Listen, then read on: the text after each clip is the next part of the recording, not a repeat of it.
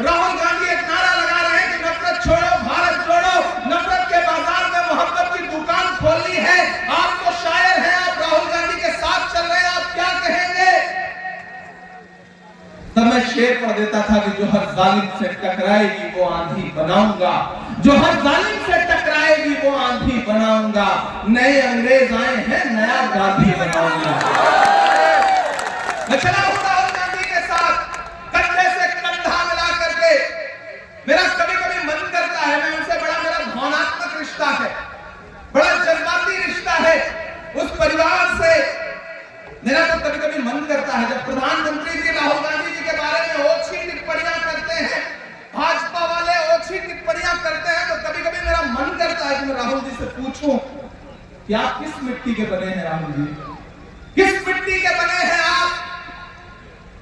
Bharatiya Janata party की social media हो सबने आपके खिलाफ आपकी इमेज खराब करने के लिए सालों साल कैंपेन चलाए, संसद से लेकर के सड़क तक आपका मजाक बनाने की कोशिश की गई, डॉक्टर वीडियो दुनिया के सामने रखे गए, झूठ बोला गया आपके बारे में, लेकिन आप मुस्कुराते रहे। आखिर किस मिट्टी के बने हो राहुल गांधी? मेरा कभी कभी दिल करता है मैं उनसे पूछूं कि आप किस मिट्टी के बने हो राहुल गांधी? कि आपके पूर्वजों ने इस देश को संविधान दिया, लोकतंत्र दिया, और एक दिन आपने जब देश की पार्लियामेंट में खड़े होकर के अडानी के मुद्दे पर सवाल पूछा तो पूरी मशीनरी लगा दी गई और आपको संसद से निकाल दिया गया। आप फिर भी मुस्कुराते रहे। आप किस मिट्टी के बने हो राहुल गांधी? मेरा दिल करता है मैं कभी कभी राहुल गांधी से पूछूं कि जिसके पूर्वज ने, पंडित जवाहरलाल नेहरू ने इस देश को हजारों करोड़ रुपए का अपना घर आनंद भवन दान कर दिया, उसी परिवार के वारिस से नरेंद्र मोदी जी ने सांसद आवास की चाबियां वापस ले ली महज 1 महीने के अंदर। बेघर करने की इतनी जल्दी थी उनको, और वो शख्स मुस्कुराता हुआ चाबियां दे करके चला आया। मेरा दिल करता है कि मैं कभी कभी पूछूं आप किस मिट्टी के बने हो राहुल गांधी? जब वो 4000 किलोमीटर चल रहे थे तो मैं उनके साथ चला हूं। मैं रायबरेली में खड़ा होकर के रायबरेली की आवाम से ये कहना चाहता हूं कि अरे आप तो इस बात पर ईमान रखते हो ना कि मजदूर का पसीना सूखने से पहले उसकी मजदूरी उसे दे देनी चाहिए। रखते हो ना इस बात पर ईमान? मजदूर का पसीना सूखने से पहले उसकी मजदूरी उसे दे देनी चाहिए। मैंने देखा है राहुल गांधी का बहता हुआ पसीना कन्याकुमारी से कश्मीर तक, मणिपुर से मुंबई तक। मैंने देखा है राहुल गांधी के पैर के छाले।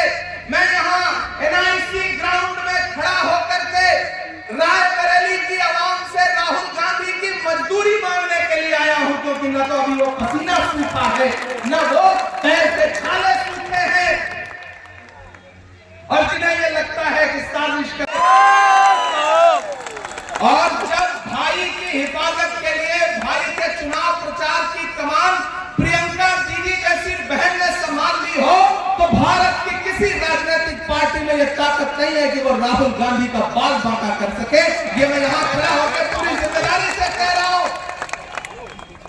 रायबरेली वालों, ये चुनाव बहुत जरूरी चुनाव है।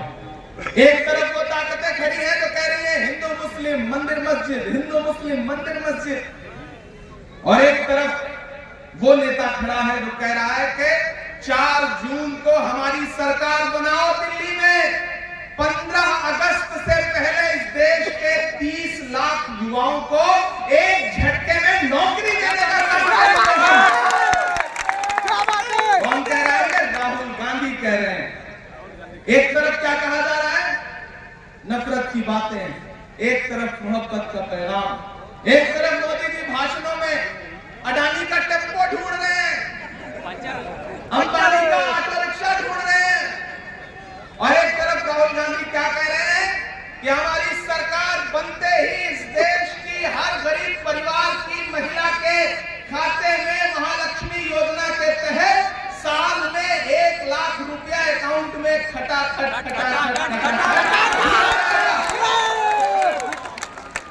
आप सोचो ये इलेक्शन कितना जरूरी इलेक्शन है। आपने तो सिर्फ इन 2 झूठ पर एतबार मत करना।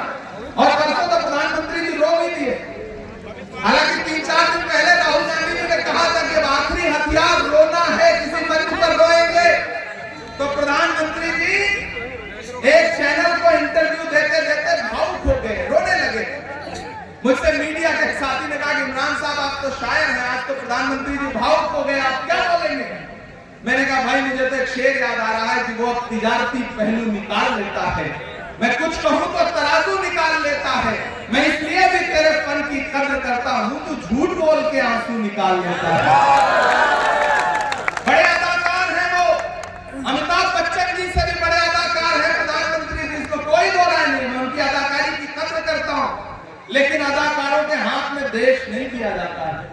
देश चलाने के लिए एक विजनरी इंसान चाहिए, एक सच्चा इंसान चाहिए जो ये कह रहा हो कि हम मनरेगा के मजदूरों की दैनिक जो न्यूनतम वेतनमान है उसको बढ़ा करके 400 रुपए करेंगे, जो ये कह रहा है।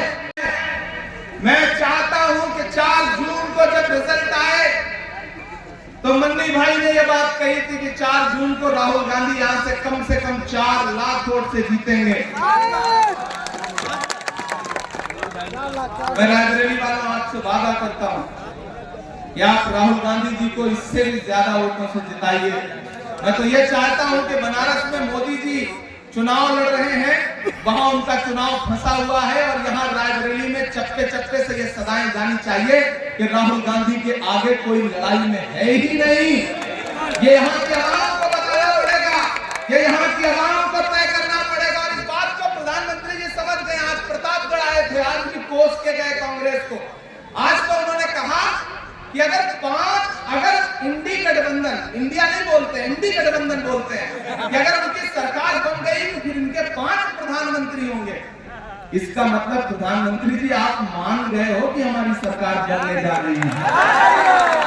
ये तो हम बाद में तय कर लेंगे कि कौन प्रधानमंत्री होगा। पूरा देश जानता है कौन प्रधानमंत्री होगा, हम सब जानते हैं कौन प्रधानमंत्री होगा। ये रायबरेली है, जिस दिन राहुल जी ने रायबरेली से चुनाव लड़ने का फैसला किया था उसी दिन देश जान गया था कि कौन प्रधानमंत्री होगा। ये बताने की जरूरत क्या है, क्योंकि रायबरेली की सरजमीन ऐसी सरजमीन है कि ये चुनती ही ऐसे लोगों को है कि जिनके नसीब में कुछ और ही होता है। इस मुल्क के लिए अच्छा काम करने का जिनकी तकदीर में होता है, उन्हें रायबरेली चुनती है।